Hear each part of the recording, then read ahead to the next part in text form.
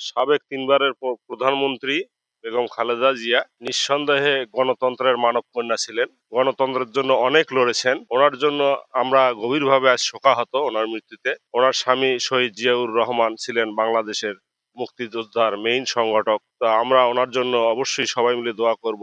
বাংলাদেশকে গণতন্ত্রের দিকে উনি ধাবিত করেছেন। আমরা দোয়া করি আল্লাহ যেন তাকে বেহেশত নসিব করেন।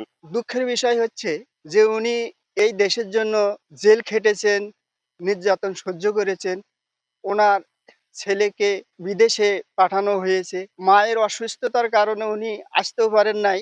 এটা আসলে দেশবাসীর জন্য আমাদের একটা কলঙ্ক যে উনি আল্লাহ এমনভাবে ছেলে এবং মায়ের দেখার মধ্যে একটা নিবিড় সম্পর্ক আমরা বুঝতে পারলাম যে উনি আসার ২-৩ দিনের মধ্যে উনি আসলে পরপারে চলে গেলেন। এটা আমাদের জন্য খুবই দুঃখজনক।